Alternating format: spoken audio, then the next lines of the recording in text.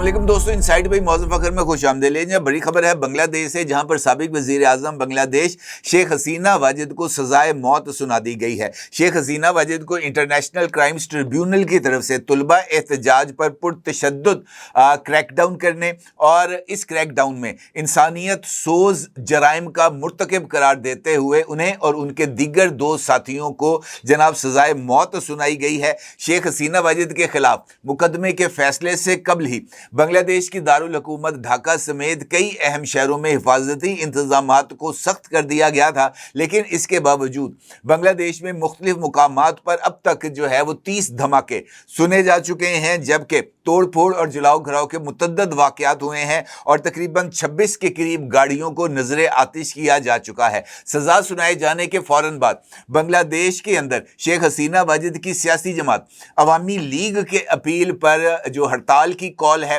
वो दी गई, जिसके बाद बांग्लादेश के दारुल हुकूमत ढाका समेत कई शहरों में फौरी तौर पर हड़ताल पर अमल दरामद कर दिया गया और इस वक्त ढाका की गलियां और बाजार मुकम्मल तौर पर सुनसान नजर आ रहे हैं। और ये बड़ा इंपॉर्टेंट सवाल है कि क्या ये खामोशी किसी नए तूफान का पेश खैमा साबित हो सकती है, क्योंकि इस सजा के बाद अगरचे शेख हसीना वाजिद के जो मुखालिफिन हैं वो तो खुश हैं, उनकी तरफ से फैसला सुनने के बाद जनाब तालियां भी बजाई गई, लेकिन जिस तरीके से रद्द अमल सामने आया है, शेख हसीना वाजिद के साहबजादे ने जिस तरीके से हड़ताल की कॉल दी है और हड़ताल की कॉल के ऊपर जिस तरीके से अमल दरामद हुआ है, वो यकीनी तौर पर बांग्लादेश की सियासत के ऊपर बहुत ही ज़्यादा गहरे असरात मुरतब कर सकता है। तो ये सवाल भी अहमियत का हामिल है कि शेख हसीना वाजिद की सज़ा बांग्लादेश के सियासी निज़ाम पर किस तरीके से असरअंदाज होगी और बांग्लादेश में ये जो सियासी तकसीम है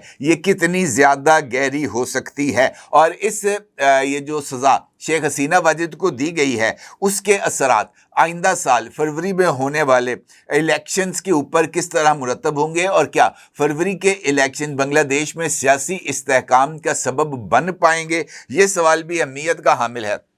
कि शेख हसीना वाजिद के मामले को लेकर भारत और बांग्लादेश के दरमियान ताल्लुकात अब किस तरह बहाल होंगे या ये किस तरीके से मुतासर होंगे। इंपॉर्टेंट सूरत हाल है, इंपॉर्टेंट सवालात हैं जनाब, इनके ऊपर बात करते हैं और ये देखते हैं कि असल में इस वक्त बांग्लादेश में हो क्या रहा है। ये जो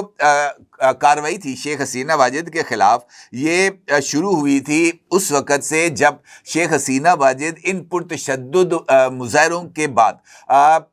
मुल्क छोड़ने पर मजबूर हुई थी, क्योंकि ये जो तालिब इल्म थे इन्होंने बांग्लादेश में शेख हसीना वाजिद की हुकूमत को यकसर मफलूज करके रख दिया था और ये जो क्राउड था ये शेख हसीना वाजिद की रिहाइश गाह में भी दाखिल हो गया था, जिसके बाद हसीना वाजिद जो हैं वो बांग्लादेश से फरार होकर चली गई थी इंडिया और इंडिया में उनको पनाह मिल गई थी। अच्छा, उसके बाद बांग्लादेश के अंदर एक नई अबूरी हुकूमत को कायम किया गया, जिसकी सरबराही नोबेल इनाम याफ्ता मोहम्मद यूनुस साहब के सुपुर्द की गई और मोहम्मद यूनुस साहब ने 2 साल की एक अबूरी हुकूमत को कायम किया। अच्छा, ये अबूरी हुकूमत के कायम होने के बाद जो शेख हसीना वाजिद की सबसे बड़ी सियासी मुखालिफ थी खालिदा ज़िया, उनके मुश्किलात का दौर ख़त्म हुआ और खालिदा ज़िया के ऊपर मुकदमात भी ख़त्म हुए और खालिदा ज़िया वापस अपने पॉलिटिकल डोमेन के अंदर आ गई, अगरचे इस वक्त भी वो सियासत के अंदर अमलन गैर फाल हैं। अलबत्ता उनकी जमात जो है वो बांग्लादेश के अंदर अपनी जो कदम है दोबारा सियासत के अंदर उसको जमाने की कोशिश कर रही हैं।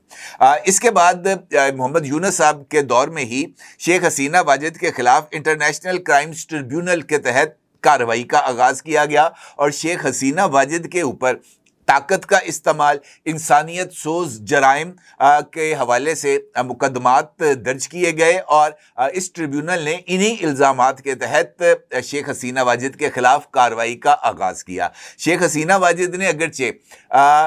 इस ट्रिब्यूनल की तरफ से बार बार समन जारी किए जाने के बावजूद इस ट्रिब्यूनल के रूबरू पेश होने से इनकार किया और उन्होंने اس کارروائی کو یکسر یک طرفہ اور اپنے خلاف انتقامی کارروائی قرار دیا، اور ابھی ریسنٹلی بی بی سی کو بھی ایک انٹرویو دیا تھا شیخ حسینہ واجد نے، اور اس انٹرویو میں بھی شیخ حسینہ واجد کا یہ کہنا تھا کہ یہ میرے خلاف یہ جو مقدمہ چلایا جا رہا ہے انٹرنیشنل کرائمز ٹریبیونل میں، یہ یک طرفہ ہے اور اس کا بنیادی مقصد مجھے سزا دینا ہی ہے۔ اب جیسے جیسے اس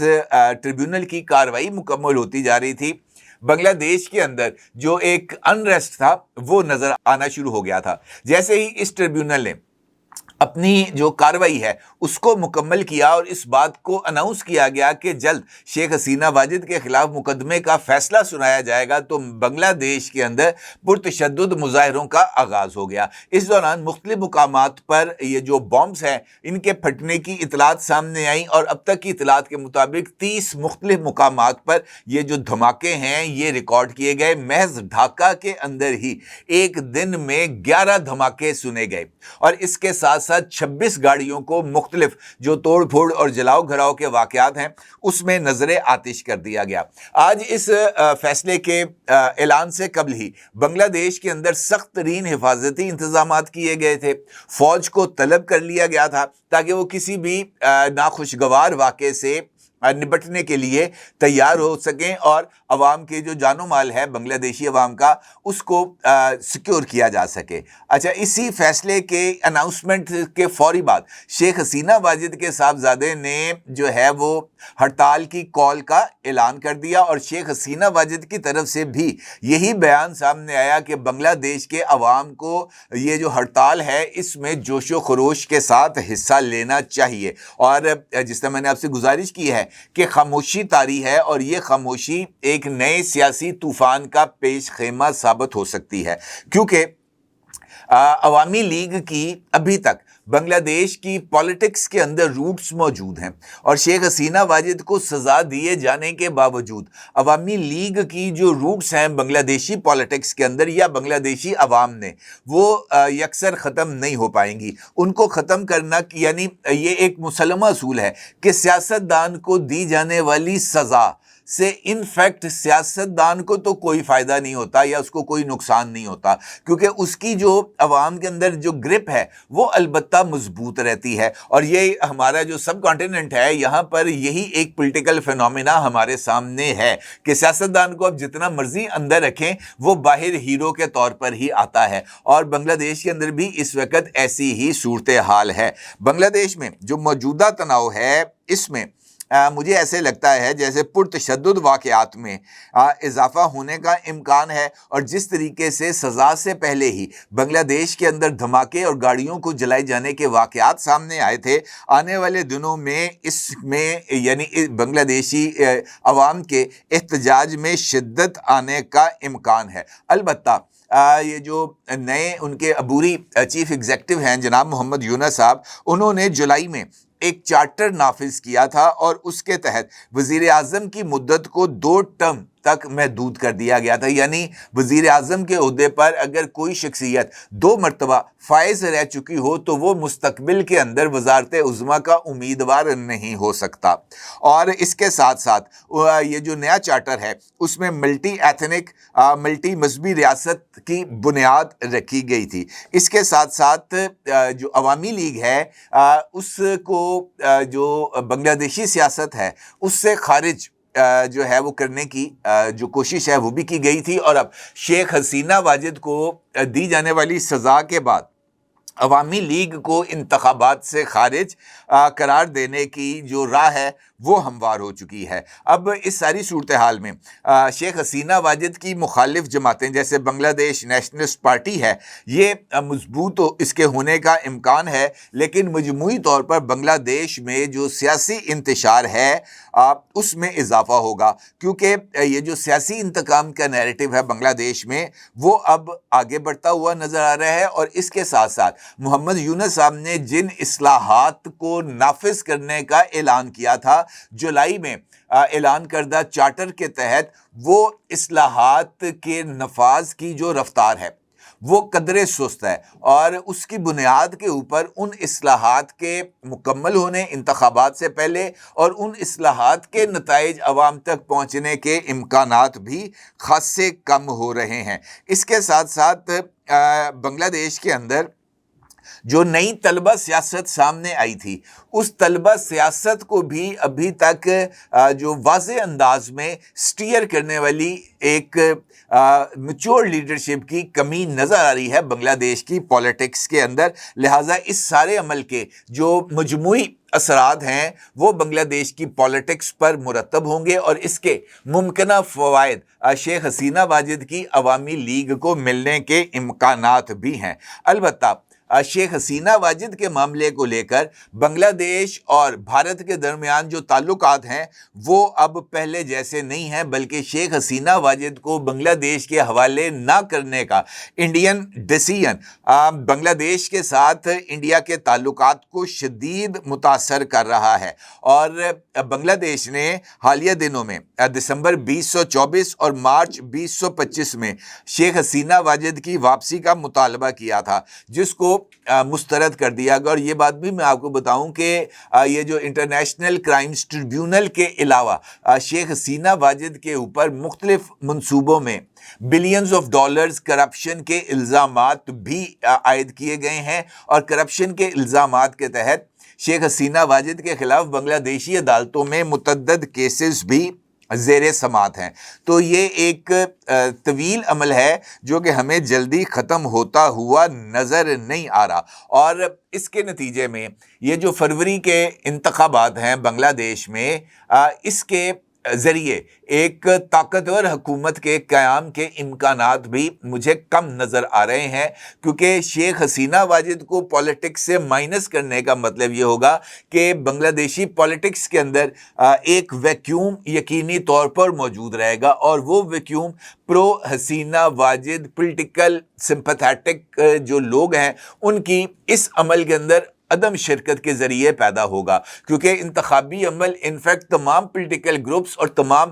جو رائے رکھنے والے لوگ ہیں ان کی شمولیت سے ہی مستحکم ہوتا ہے۔ پاکستان کی مثال آپ لے سکتے ہیں، 8 فروری کو جو انتخابات پاکستان میں منعقد ہوئے تھے اس میں اگرچہ پاکستان تحریک انصاف کے پاس اپنا کوئی انتخابی نشان نہیں تھا، لیکن اس کے باوجود پاکستان تحریک انصاف کے امیدوار جو مختلف انتخابی نشانوں کے اوپر بھی انتخابات لڑ رہے تھے، ان کی طرف سے جو ووٹنگ کی شرح تھی وہ نہ صرف بہت زیادہ تھی بلکہ اس کے نتیجے میں ہی یعنی ان کی شمولیت نے ان الیکشنز کو ایک الیکشنز کا رنگ دیا تھا۔ ایک لمحے کے لیے اگر آپ فرض کر لیں کہ ایسی سچویشن جیسی بنگلہ دیش میں ہمیں فیبروری میں نظر آ رہی ہے، پاکستان میں ہونے والے 8 فروری کے انتخابات میں بھی اگر ایسی سچویشن ہوتی، پاکستان تحریک انصاف کو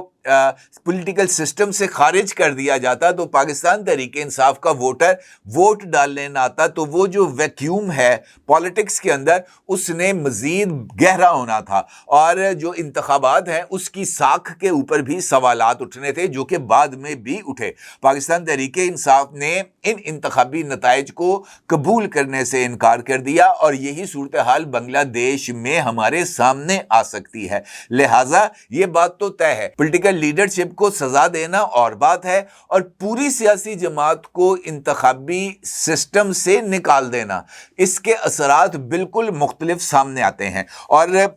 شیخ حسینہ واجد کی حکومت سے نکالے جانے کے بعد بھی جو حالات ہیں وہ مجھے ایسے لگتا ہے کہ ابھی بھی بنگلہ دیش کے لیے سازگار نہیں ہیں، کیونکہ اس کے نتیجے میں جو معاشی اثرات ہیں بنگلہ دیش کے اوپر وہ بھی کافی حد تک زیادہ آ چکے ہیں۔ سیاسی تناؤ سے سرمایہ کاری متاثر ہو چکی ہے، اور بنگلہ دیش کو IMF کی طرف سے $12 بلین کی امداد کی ضرورت ہے، اور یہ عدم استحکام اور IMF کی طرف سے مالی معاونت میں کمی بنگلہ دیش کے معاشی بحران کو بھی گہرا کر دے گی، جس کے نتیجے میں سیاسی اور معاشی بحران دونوں مل کر حکومت کے لیے ایک خطرہ ثابت ہو سکتے ہیں۔ اگرچہ چائنا نے بنگلہ دیش کی جو معاشی امداد ہے اس میں تعاون کرنے کی ان کو یقین دہانی بھی کرائی ہے اور ان کو $2 بلین کی انہوں نے مدد بھی کی ہے. لیکن اس کے باوجود جو صورتحال ہے بنگلہ دیش کی وہ نازک ہے. البتہ اس کے ساتھ یہ جو سزا ہے وہ اب اس نازک صورتحال میں جب تشدد کا عنصر شامل کرے گی تو پھر نتیجہ کیا نکلے گا اس کو جاننے کے لیے کسی راکٹ سائنس کی ضرورت نہیں ہے. حکومت کے لیے جو بنگلہ دیش کی عبوری حکومت ہے اسے ان سارے معاملات سے عہدہ برا ہونے کے لیے سیاسی توازن کو برقرار رکھنا ہوگا تاکہ جمہوریت کی بحالی ہو سکے. اور مجھے نہیں لگتا کہ بنگلہ دیش کے اندر فوری طور پر جو صورتحال ہے وہ کنٹرول میں آنے کے امکانات ہیں. اپنی جگہ ضرور اظہار کیجیے گا. آپ کا بہت شکریہ. اللہ حافظ. کیا آپ ایک بزنس اونر ہیں اور چاہتے ہیں کہ آپ کا برانڈ زیادہ سے زیادہ لوگوں تک پہنچے؟ ہمارے پاس ہے آپ کے لیے ایک بہترین موقع. ہمارے یوٹیوب چینل پر روزانہ ہزاروں لوگ ویڈیوز دیکھتے ہیں. یہ وہی لوگ ہیں جو باخبر، باشعور اور فیصلہ کرنے والے ہیں. اب آپ اپنے بزنس کو براہ راست ہمارے یوٹیوب چینل پر پروموٹ کر سکتے ہیں. پروڈکٹ پلیسمنٹ اور اسپانسرڈ سیگمنٹس کے ذریعے آپ اپنے برانڈ کو لاکھوں پوٹینشیل کسٹمرز تک پہنچا سکتے ہیں. تو دیر کس بات کی؟ آج ہی اپنے بزنس کو نئے لیول پر لے جائیں. For more information, call us 9233 8122 280.